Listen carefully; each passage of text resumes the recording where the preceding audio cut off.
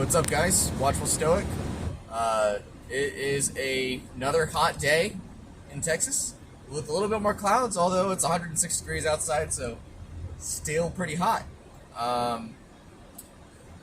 Yeah, no, it's we're just in the middle of a heat wave. It's lasted for the vast majority of this month. It's probably going to extend well into next month. I'm looking forward to going to Alaska here next week. It's going to be wonderful up there. You know, nice high of 70 degrees or so. You know, out in the river fishing, catching some salmon, catching some whatever else I can catch. Just, you know, get to eat fish every day. It's gonna be great. Anyway, before I jump into the topic for today, give me some love. Like, share, comment, subscribe.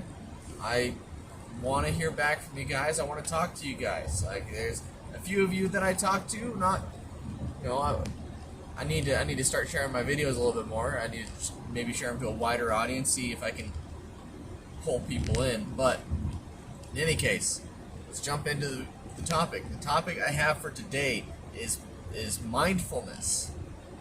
And there's a mindfulness exercise that I have, you know, that I've kind of run through in my head, and I think it's something that I certainly need to practice more. I think everyone can serve to practice it more.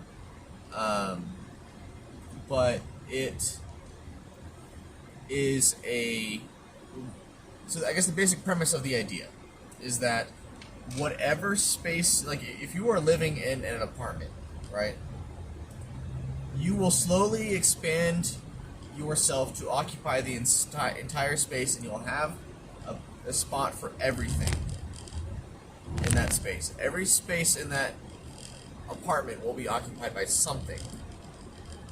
Alright? Same thing applies to your salary and your wages. You will slowly expand how you are using your salary to occupy the entirety of your salary. Same thing with your attention. Same thing with your emotional capacity. You will slowly expand your, how you use it to encompass something. Now, the mindfulness exercise is being able to this is the exercise that I've come up with, and I've tried practicing it a few times, but being able to pull away from those boundaries and those edges and just basically set an imaginary line and let something be vacant, and you acknowledge that it's vacant, and you acknowledge that you're not going to use it for anything, that what belongs there is nothing. See, that is a hard thing to do, because when you're taking your time and so, for example, if you have 24 hours in the day, you spend, I spend like 6 or 7 hours sleeping, so do that.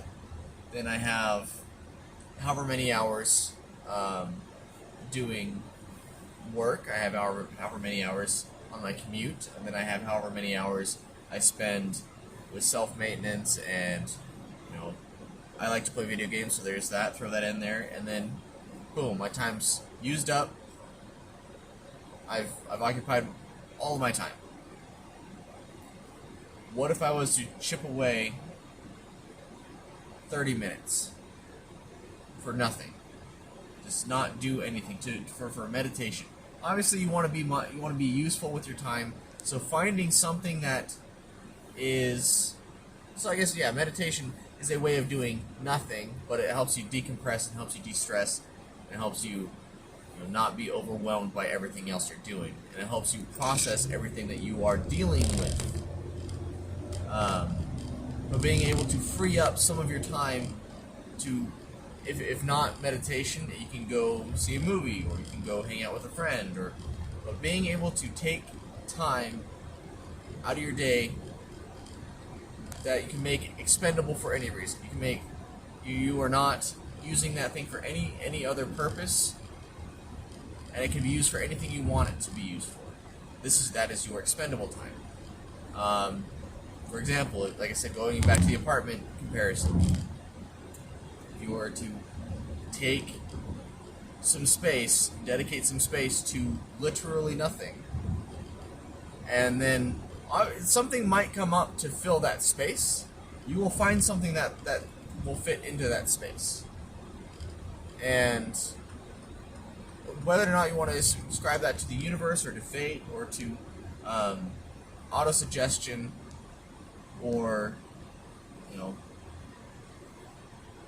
just having that space there, you know about it, you remember it, and you'll think of things to occupy that space with, and then finding the best thing. So being mindful of what you are doing, how you are occupying your time, your space, your attention.